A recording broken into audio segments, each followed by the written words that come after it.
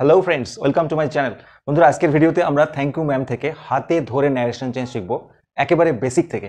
যাদের যাদের এখনো সমস্যা আছে তোমরা প্লিজ ভিডিওটি দেখো, তাহলে সম্পূর্ণরূপে শিখে যাবে। আজকের ভিডিওতে আমরা অ্যাসার্টিভ সেন্টেন্সের ন্যারেশন চেঞ্জ শিখবো নিমেষে। অ্যাসার্টিভ সেন্টেন্স কোনগুলো? যে সেন্টেন্সগুলো বর্ণনামূলক, অর্থাৎ কারো সম্পর্কে কিছু বর্ণনা করা বোঝায়। চলো শুরু করি। আমরা এই 5টা নিয়ম শুধুমাত্র ফলো করব। তার আগে একটা এক্সাম্পল দেখিয়ে দিই কোনটাকে কি বলে। Rahul said I am fine today. Rahul বলল আজ আমি ভালো আছি। এই যে সেইড, বন্ধুরা, এই যে সেইড, এই সেইড হচ্ছে রিপোর্টিং ভার্ব বলা হয়। আর ইনভার্টেড কমার মধ্যে যে অংশটা রাহুল বলল সেটাকে বলা হচ্ছে রিপোর্টেড স্পিচ। তাহলে দুটো জিনিস শিখে নিলে আমাদের বুঝতে সুবিধা হবে।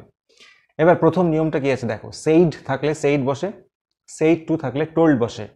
তাহলে বন্ধুরা এখানে দেখো সেইড আছে শুধুমাত্র, রাহুল সেইড থাকলে সেইড বসে। 2 নম্বর নিয়ম, কমা উঠে দ্যাট বসে, কমা আছে এখানে, দ্যাট বসাবো। রিপোর্টেড স্পিচের সাবজেক্টটি সেন্স অনুযায়ী চেঞ্জ হবে। এক্ষুনি শেখালাম রিপোর্টেড স্পিচ হচ্ছে ইনভার্টেড কমার মধ্যে, এটার সাবজেক্টকে I am fine today, I হচ্ছে সাবজেক্ট। তাহলে আসলটা আমি আসলে কে? আসলে হচ্ছে রাহুল নিজের সম্পর্কে বলছে, তাই না? তাহলে সেন্সটা চেঞ্জ হবে। রাহুল বলল যে আমি ভালো আছি, অর্থাৎ সে ভালো আছে। এরপরে রিপোর্টিং ভার্ব, এই যে রিপোর্টিং ভার্ব এর টেন্স অনুযায়ী রিপোর্টেড স্পিচের টেন্স হবে। সেটা কিরকম? রিপোর্টিং ভার্ব যদি পাস্ট টেন্সে থাকে তাহলে রিপোর্টেড স্পিচের ভার্বও পাস্ট টেন্সে হবে। এই বক্সটা একটু বুঝতে হবে, আমি বুঝিয়ে দিচ্ছি। তাহলে এটা খেয়াল করো, পাস্ট টেন্সে আছে সে এর পাস্ট ফর্ম সেইড, তাহলে আমাদের এদিকেও পাস্ট করতে হবে। হিয়ের পরে তো ইজ বসে, কিন্তু দেখো এখানে আয়ের পরে যেমন এম আছে, তাহলে হিয়ের পরে তো ইজ বসবে না, কিন্তু এদিকে যেহেতু পাস্ট টেন্স আছে আমাদের এদিকেও পাস্ট করতে হবে। ইজ এর পাস্ট ফর্ম ওয়াজ। তারপরে ফাইন যেমন আছে তেমন। তারপরে কি বলেছি? নাও থাকলে দেন, দিস থাকলে দ্যাট, হিয়ার থাকলে দেয়ার, টুডে থাকলে দ্যাট ডে ইত্যাদি। তাহলে এখানে টুডে আছে, আমরা কি করব? That day.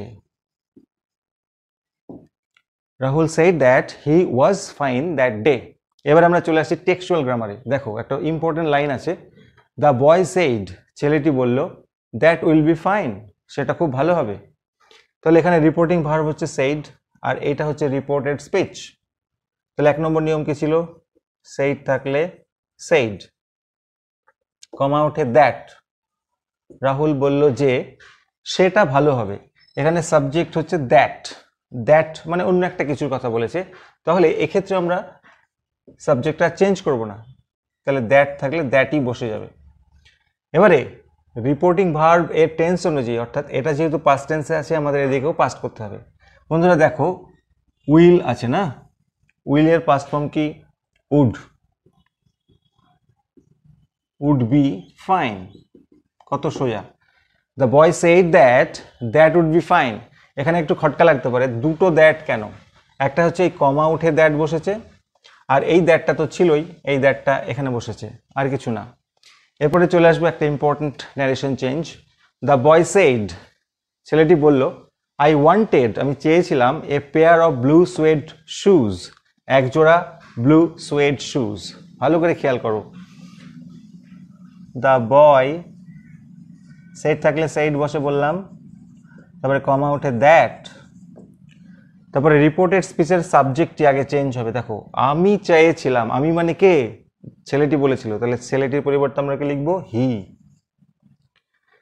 এরপরে এদিকে যদি পাস্ট টেন্স থাকে এদিকেও পাস্ট হয়, কিন্তু যদি দুদিকেই পাস্ট থাকে তাহলে পাস্ট পারফেক্ট টেন্স হয়। যেমন ধরো সাবজেক্টের পরে হ্যাড প্লাস ভার্বের থার্ড ফর্ম। এদিকে দেখো সেইড পাস্ট টেন্সে আছে, আবার এখানে ওয়ান্টের পাস্ট ফর্ম ওয়ান্টেড আছে না, পাস্ট টেন্সে আছে, তাহলে দুদিকেই পাস্ট থাকলে আমরা পাস্ট পারফেক্ট করব। আইটা চেঞ্জ হয়ে তো হি হয়েছে, সাবজেক্ট বসে গেছে, তাহলে সাবজেক্টের পরে হ্যাড বসবে পাস্ট পারফেক্ট টেন্সে, এবং ভার্বের থার্ড ফর্ম, অর্থাৎ want, wanted, wanted. He had wanted, সে চেয়েছিল, কি চেয়েছিল? A pair of blue suede shoes. এখানে নাও, হিয়ার এসব কিছু নেই যে সেটাকে আমরা দেন বা দেয়ার করে দেবো। বন্ধুরা দেখে নাও 3 নম্বরেরটি। ধরো এই সেন্টেন্সটি রয়েছে, there is nobody at my house, আমার বাড়িতে কেউ নাই, সেইড দ্য বয়, বাচ্চাটি বলল। তাহলে সেইড দ্য বয় অংশটি শুধু এদিকে আছে, আমাদের এদিকে আনতে হবে, তাই না? দ্য বয়, সেইড থাকলে সেইড বসবে, ওটা আগে আনতে হবে আমাদের, তারপরে কমা উঠে তো দ্যাট বসে। এরপরে রিপোর্টেড স্পিচের সাবজেক্টটি আমাদের বসাতে হবে। এখানে সাবজেক্ট কিছু নাই সেরকম, দেয়ার দিয়ে আছে, তাহলে দেয়ার দিয়েই শুরু হবে।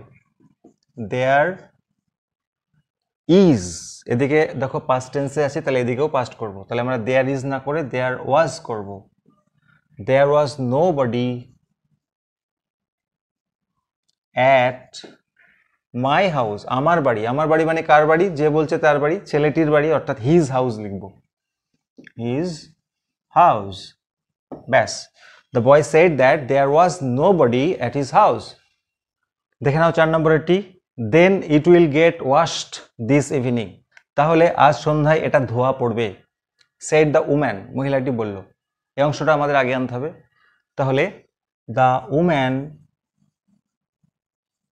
সেইড থাকলে সেইড বসে, তারপরে কমা উঠে দ্যাট বসে, দ্যাট বসালাম। এবার আমাদের রিপোর্টেড স্পিচটাকে এদিকে আনতে হবে। আচ্ছা দেখো, দেন কথাটা এক্সট্রা আছে, দেন, আর এখানে সাবজেক্ট হচ্ছে ইট, ইটই বসে যাবে। আচ্ছা, এদিকে যেহেতু পাস্ট আছে আমাদের এদিকেও পাস্ট করতে হবে, তাই না? এবার সেই বললাম উইলের পাস্ট ফর্ম কি হবে? Would. Then it would get washed, যেমন আছে তেমন। আচ্ছা, দিস থাকলে কি হয়? দিস থাকলে বন্ধুরা দ্যাট হয়, তাহলে দিস ইভিনিং আছে, এটা হবে দ্যাট ইভিনিং। ব্যাস, কমপ্লিট। তাহলে একটা জায়গায় খেয়াল করতে হবে, যখন উইল, শ্যাল এসব থাকবে তার পাস্ট টেন্স উড হয়ে গেল, আর কিচ্ছু চেঞ্জ করতে লাগবে না। গেটের পাস্ট ফর্ম গট করে দিও না যেন, এগুলি থাকলে এগুলিরই পাস্ট ফর্ম বসে।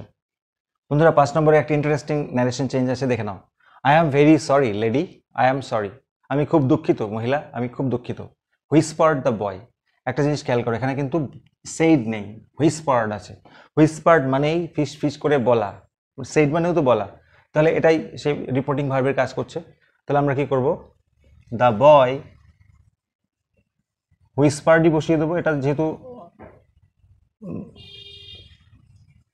দ্য বয় হুইসপার্ড, ছেলেটি ফিস ফিস করে বললো। কাকে বললো?